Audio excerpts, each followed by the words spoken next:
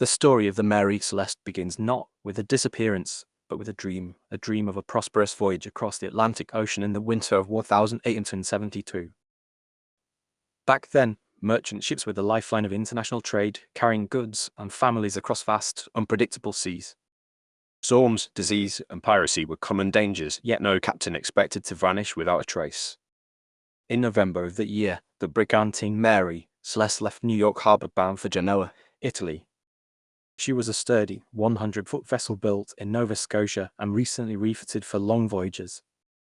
Her cargo consisted of nearly 1,700 barrels of industrial alcohol, Flammable but valuable. At her helm was Captain Benjamin Briggs, a respected seaman of 37 years, known for his caution and composure. He was joined by his wife Sarah, their 2-year-old daughter Sophia, and a small, carefully chosen crew of 7. They were experienced sailors trusted by the captain himself. By all accounts, it was to be a simple crossing, one that should have taken just a few weeks. But within a month, the Mary Celeste would drift across the Atlantic as a ghost ship. By early December, the weather in the mid-Atlantic had turned rough. Other ships later reported violent squalls and heavy seas in that region. Still, the Mary Celeste was built to withstand far worse. Then, on December 4th, the British vessel Dei Gracia spotted a ship wandering aimlessly near the Azores. Her sails were tattered, her movements erratic. Through the telescope, Captain Morehouse of the Dei Gracia could read the name on her stern, Mary Celeste. When a boarding party rowed over, they expected to find disaster. Instead, they found something far more unsettling. The ship was perfectly seaworthy. Her hull was dry. Her cargo was untouched, every barrel accounted for. The galley still contained food, the captain's log ended just 9 days earlier, and the crew's belongings remained neatly stowed. But there was no one on board. Not a single person. The lifeboat was gone, ropes dangling from where it had been lowered into the water. On the captain's desk lay navigational tools.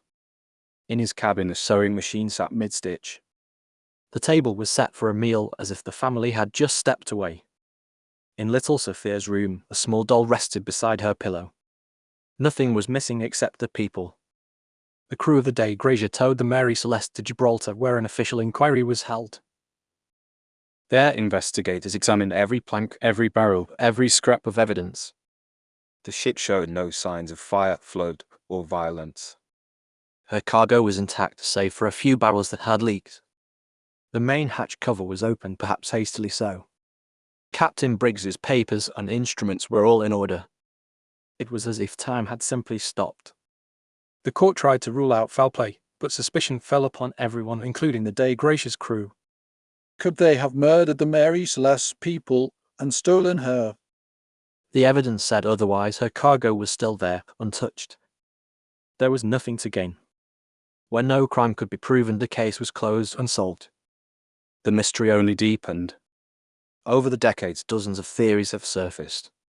Some blamed pirates, but no valuables were taken. Others imagined a mutiny or secret cargo of poison, but nothing pointed that way. A more scientific theory emerged in the 20th century. Several of the alcohol barrels had been made from red oak, a porous wood that allowed vapors to escape. An accidental leak could have filled the hold with invisible fumes. If Captain Briggs smelled the gas and feared an explosion, he might have ordered everyone into the lifeboat temporarily. A single gust of wind, a parted rope, and the Mary Celeste would have drifted away, leaving them stranded at sea. Another theory involves a rare natural event, a waterspouts, a tornado that forms over the ocean. It could have drenched the deck, filled the bilges with water, and caused a false sense of sinking. In panic, the crew may have fled, believing the ship doomed. But perhaps the truth was simpler. Perhaps they saw something, a sudden fire, a shifting cargo, a creak that sounded like the hull breaking, and they panicked. At sea, fear spreads faster than wind. As years passed, the legend of the Mary Celeste grew. She was repaired, sold, and sailed again, but her reputation followed her like a curse. Sailors whispered that she was haunted, that any crew who boarded her would vanish too. Superstition turned the ship into a floating omen.